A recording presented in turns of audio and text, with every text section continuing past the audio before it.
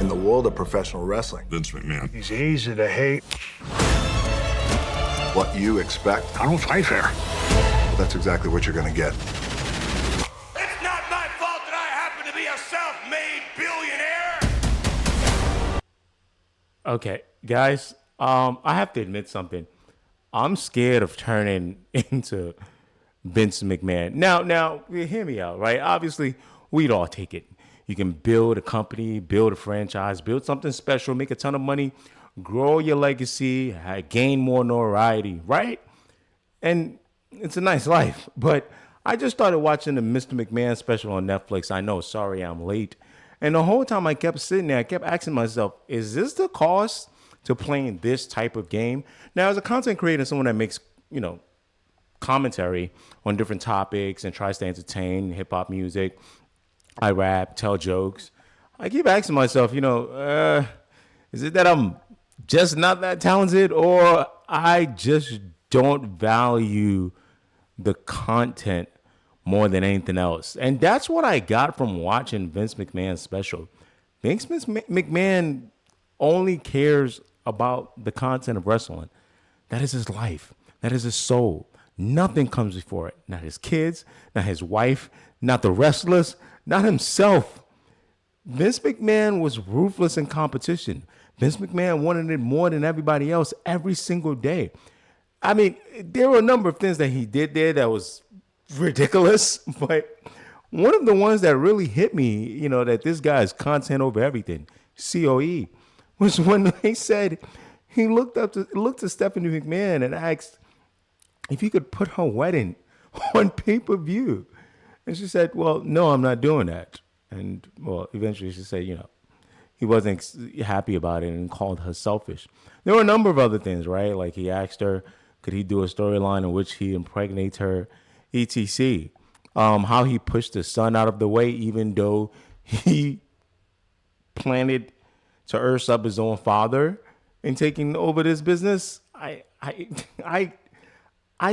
don't think I have anyone in my immediate life that's this ruthless that I could learn from. But as I kept watching this special, I said, oh my God, is this what it takes? Is this the type of tenacity? Is this the type of attitude that you need to become extremely good, extremely famous, extremely successful, extremely, notorious at one thing? Another thing that I guess I should give Vince McMahon credit for rather than, knock him for it is something that I don't have.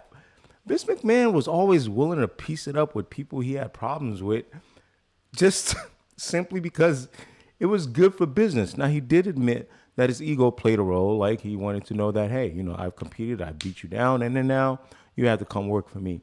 But even within that, his ability to, take someone like Sable who sued him and then he eventually hired her to come work for him again, I would be too shook, too scared, too paranoid. Hey, you've shown you can destroy me, or at least attempt to destroy me before. Why should I hire you again? What kind of mindset is this? Now, I'm not saying this in a way like I'm looking up to the guy or I think everything he does is right. I'm saying this in exactly what I first told you. I'm scared to take this type of thinking, put it within my brain and go, oh, this is how you're supposed to do it. But in that case, I didn't have to ask, how are you supposed to do it? If you just keep living by a certain amount of rules and a certain amount of, you have certain moral guidelines and moral codes, is there a limit? Is there a cap to how much success you will see? Is there a cap to how much money you can make? Is there a cap to how large your business can grow?